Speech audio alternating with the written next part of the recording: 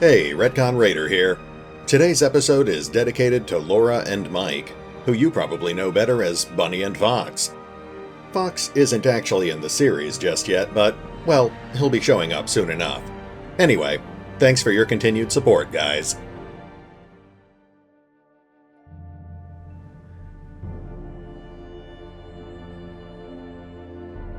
Cavendish and the others returned after a few days, loaded down with all manner of unnatural flora and fauna that they had encountered during their expedition.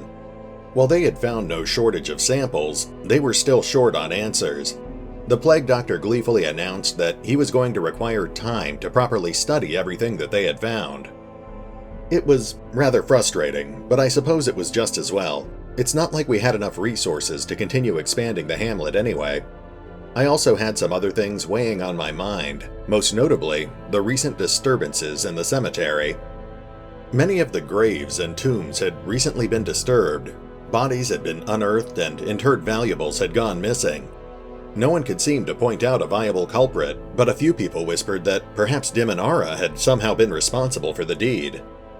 It was an absurd theory, of course. That poor woman was thoroughly dead. Though I will admit, people did seem to have trouble staying dead these days. I decided it was best to ask some of my more trusted companions to look into the matter, and much to my surprise, Bunny returned soon afterwards to report that she had discovered the source of the disturbance. Apparently, she had already been investigating similar disturbances over the past few weeks, which certainly explained her prolonged absence. Now she had finally tracked down the culprit, a monstrous necromancer who had entrenched himself deep within the ruins. With so many questions still going unanswered, it was nice to finally find an answer. Even better, this gave us a way to face one of our many problems head-on. I quickly called upon my most trusted advisors, my bodyguards Istvan and Roderick, as well as the doctor, Rowan Church. Bunny would guide them to the Necromancer's lair, and together they would put an end to the threat he posed. It was an exceedingly dangerous mission, and I did everything I could to help ensure their success. I spent coin to ensure that their weapons were sharp and their provisions were plentiful, but beyond that there was little else I could do. I would just have to hope that it was enough to get the job done and bring everyone back alive. Mastery over life and death was chief among my early pursuits. I began in humility, but my ambition was limitless. Who could have divined the prophetic import of something as unremarkable as a twitch in the leg of a dead rat?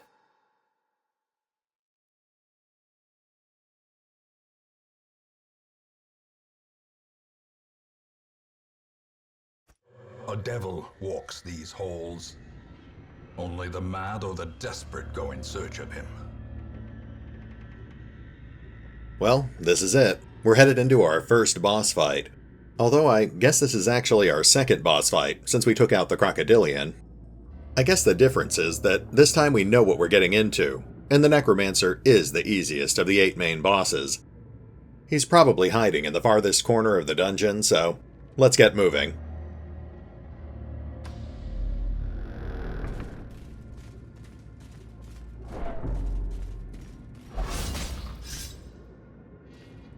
Ancient traps lie in wait, unsprung and thirsting for blood. A fortune waiting to be spent. We'll definitely be playing it safe for now. We're going to keep our torch at full burn until we get to the Necromancer. If we're still in good shape after we've taken him out, then we'll douse our torch and explore the rest of the dungeon. Oh, you have got to be kidding me.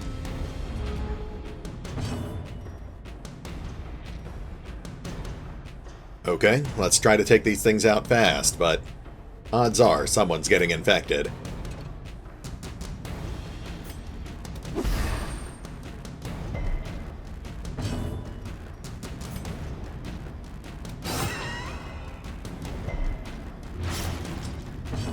Nice hit. Not quite enough to kill it, though. There we go. Onslaught. Destroy them all.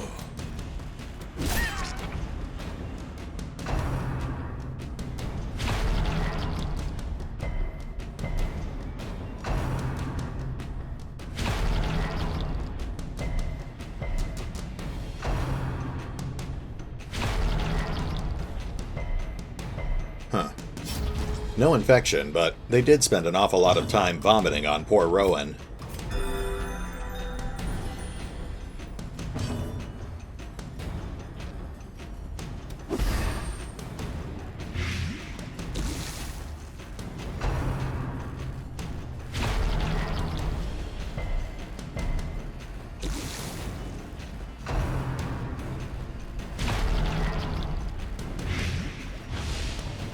Gross. Please stop doing that.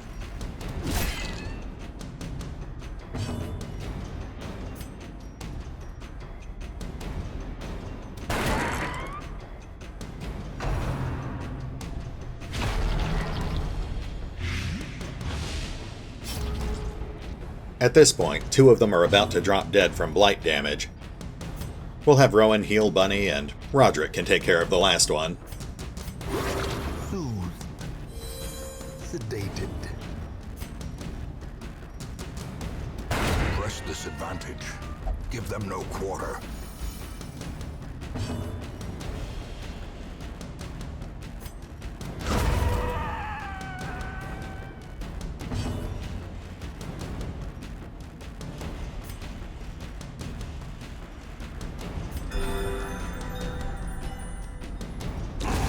Slowly, gently. This is how a life is taken. We're already out of space, but I guess that's not surprising. I did go pretty heavy on the provisions.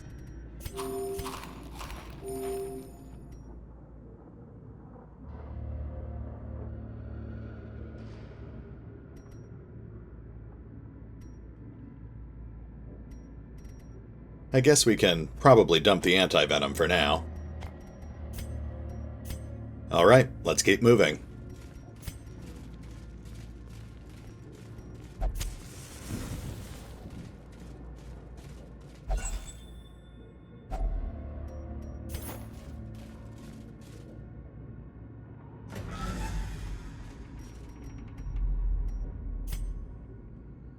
Four more rooms between us and the Necromancer. Oh, but before we go any further, let's take a quick look at our heroes.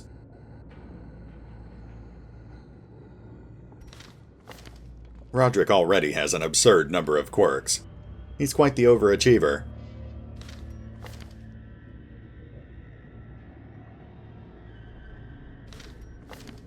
Bunny has also become super curious, which is annoying.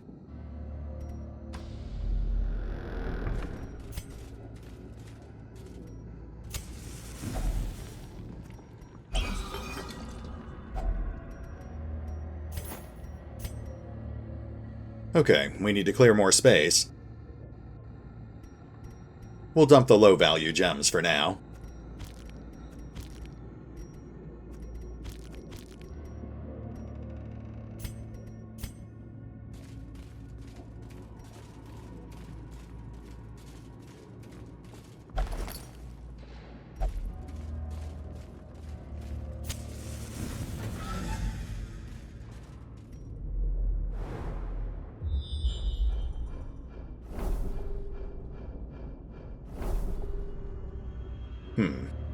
Well, I guess we weren't going to have a clear path forever. We've got several fights ahead of us.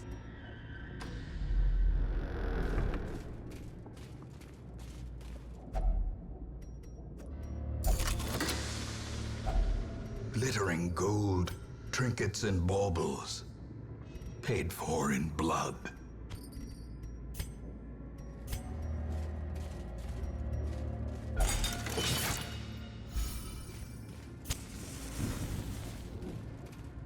Let's get started.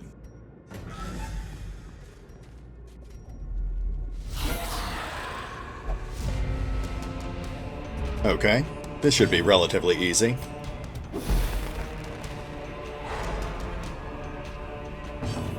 We've got the casters stunned. Now we can take out the frontliners.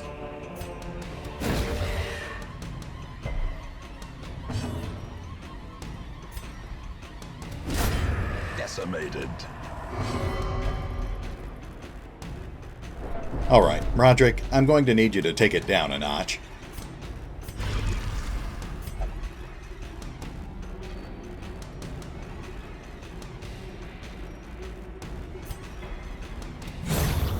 on, fiend.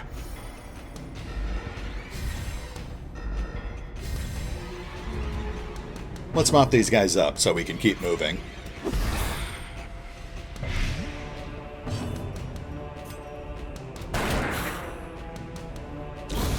The slow death.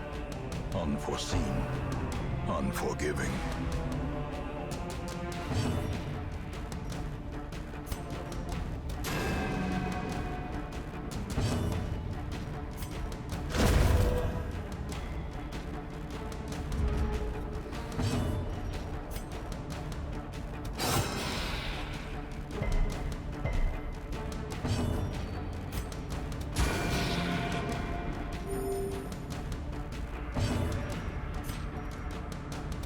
Confidence surges as the enemy crumbles.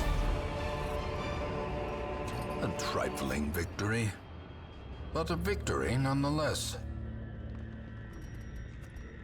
I know they don't really serve much purpose, but I hate to leave those journal pages behind. We'll max out our torchlight and dump the smaller stack. The match is struck. A blazing star is born. Okay, now I think we're going to ignore this chest for now.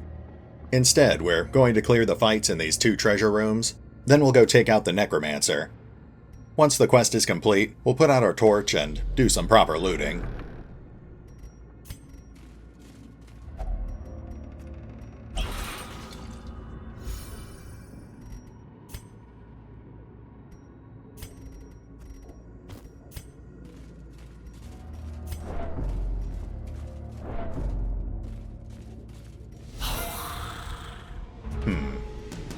That bone defender is a bit tough, but we've got this.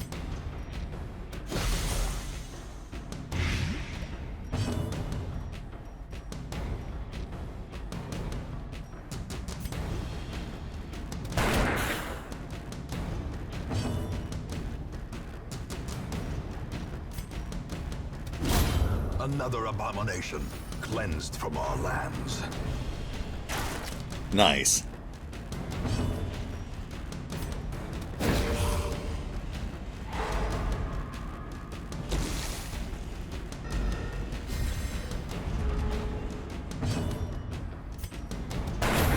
As the fiend falls, a faint hope blossoms.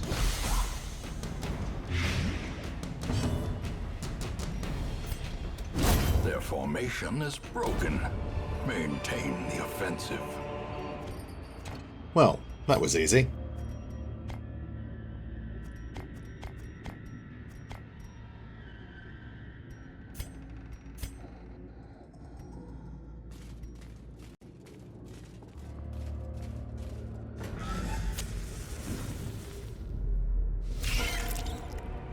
More spiders.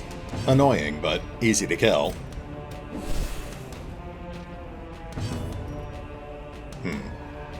Maybe I spoke too soon.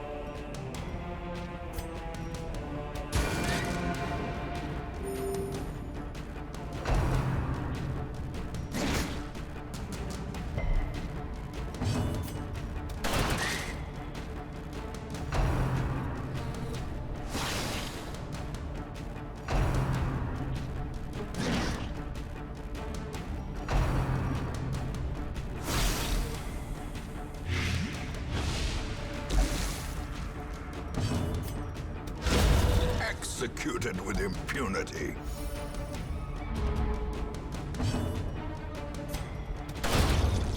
Okay, there we go. Be wary. Triumphant pride precipitates a dizzying fall.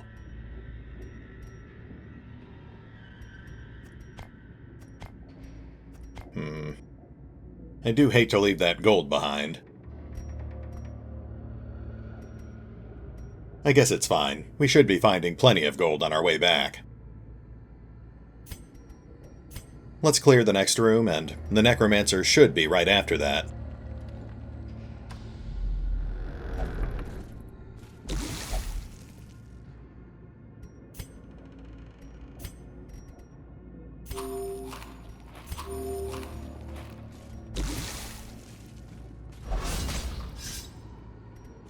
Mechanical hazards, possessed by evil intent.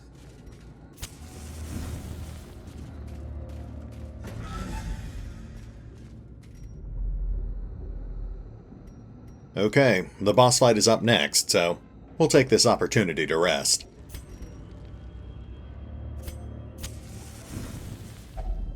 Huddled together, furtive and vulnerable. Rats in a maze. That maxes out everyone's health and gets rid of most of our stress. Now we'll have Istvan clear some more stress.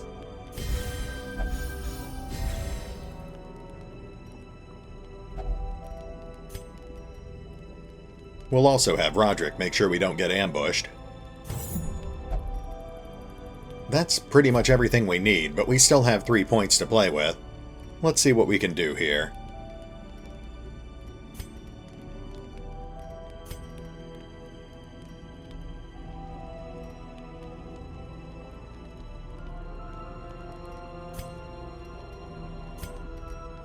Alright, we'll just heal a little more stress.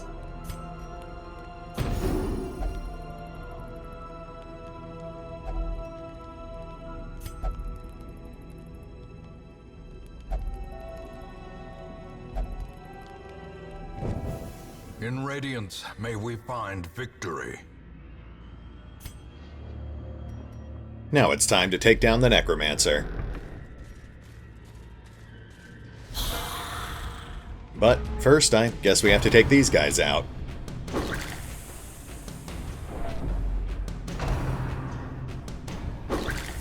Please stop doing that.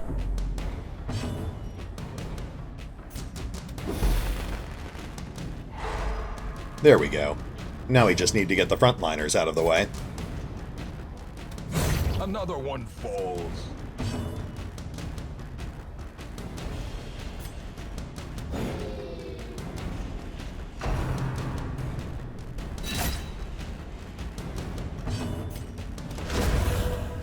Yeah, we've got this.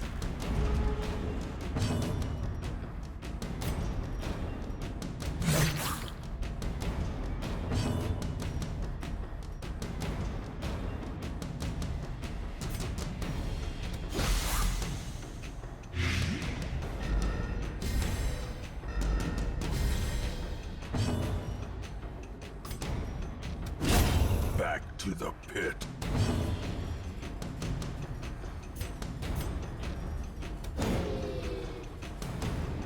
The light, the promise of safety.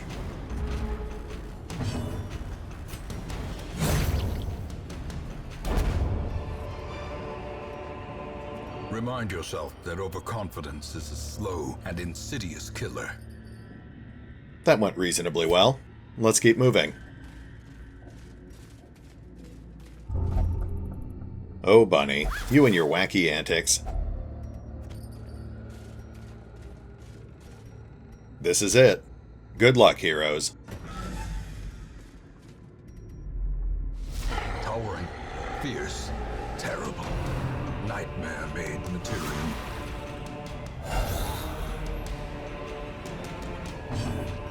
Okay, Rowan, light him up.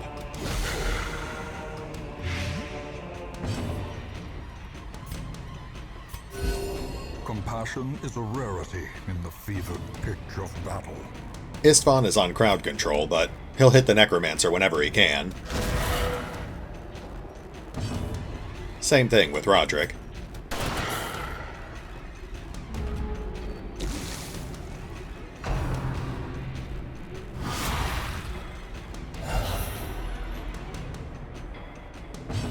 Rowan's our primary damage dealer here. He'll keep stacking Blight.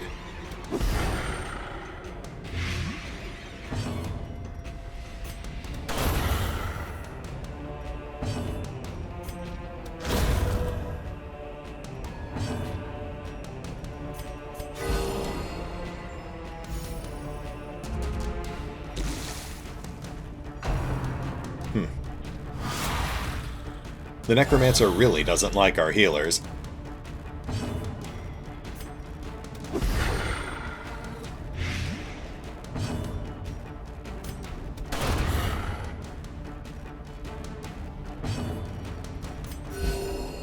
Compassion is a rarity in the fevered pitch of battle. Just keep it up, guys. You're doing fine.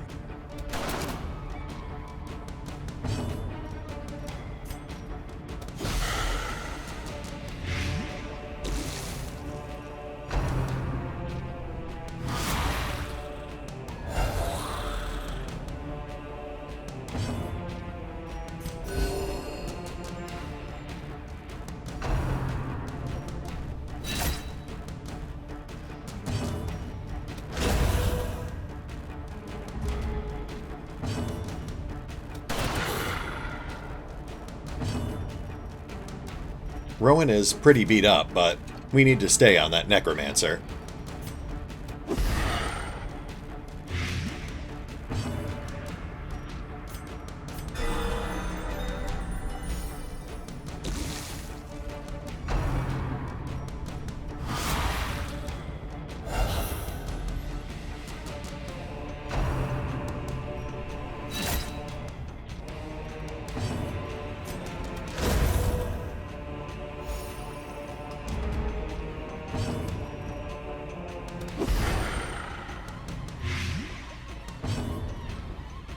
Just a little more.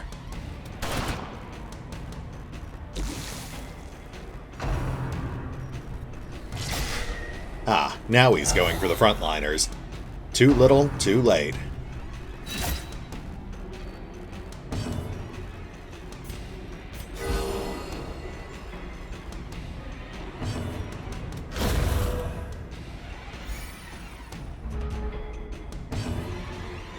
And we've basically won. With no living sinew to actuate them, will these walking bones finally fail? Looks like we got 2 common trinkets. We can equip one of them right away, but we might leave that other one behind. We don't actually have an arbalist at the moment.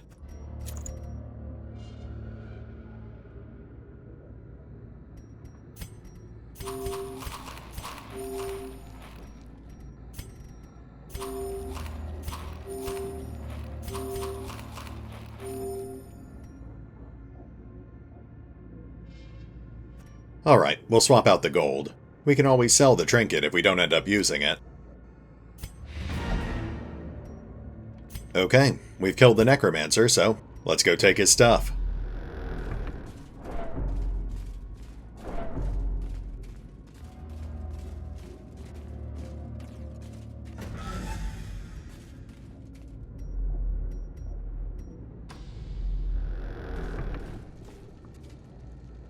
Time to go dark.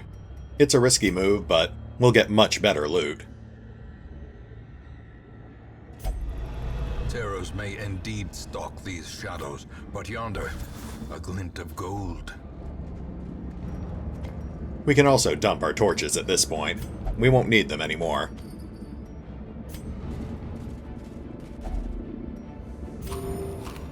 There goes the last of our food, but on the bright side, that's room for more treasure.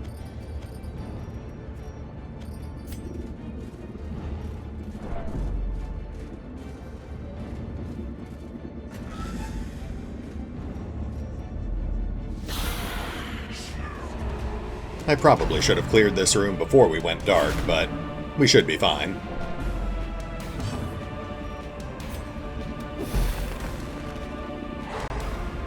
Nice. Now let's take down the brawler.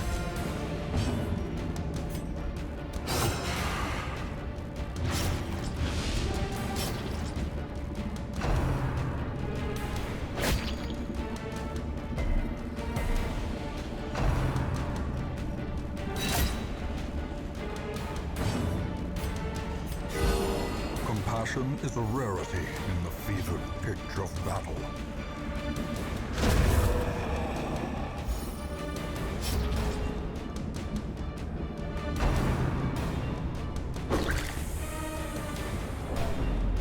Okay, let's finish this quick. Otherwise, stress is going to be a problem.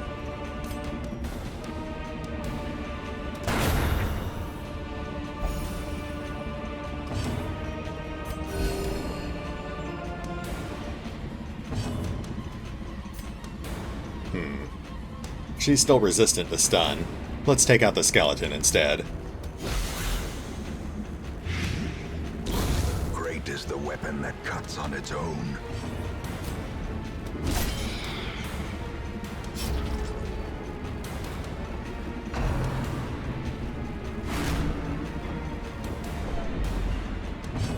Goodbye. Ghoulish horrors, brought low and driven into the mud. Not bad. We'll leave the citrine behind. There's a defense buff, which is nice because we've got another fight ahead of us. This isn't too bad, especially with surprise on our side.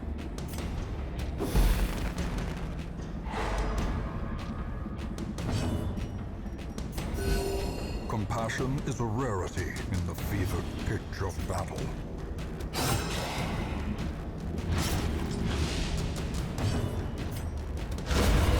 The ground quakes. Istvan really hates cultists. But I guess they really hate him too, so it all balances out.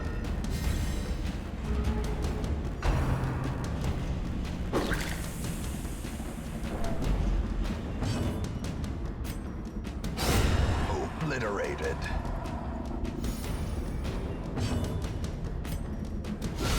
Well struck.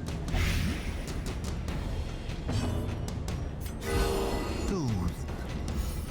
Sedated. Nice heal. Let's finish this.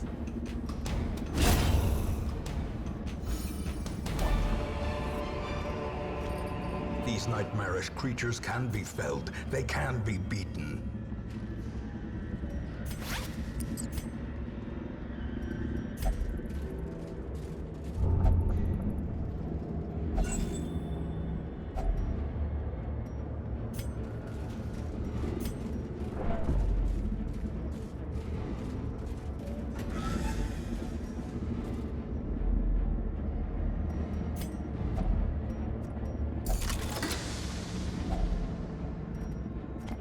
Well, that was a little disappointing. I was really expecting more treasure from a treasure chest. Let's go check out the other one. Who keeps resetting these traps behind us?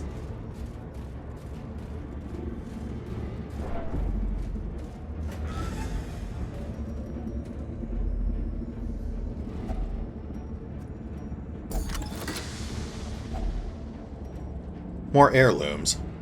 That might actually give us enough to upgrade our barracks. Then we can get some more people off the waiting list.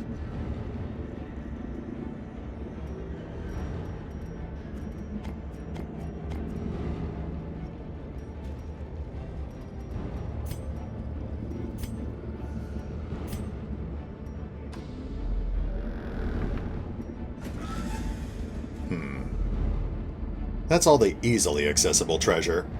I guess we really should go check out those last 3 rooms. We have no idea what's over there, but I guess it's just not Darkest Dungeon if you're not willing to take a few risks. It's going to take a moment to get over to that part of the dungeon, so we'll pause here for now, and next time we'll needlessly risk our lives for the promise of a little more treasure.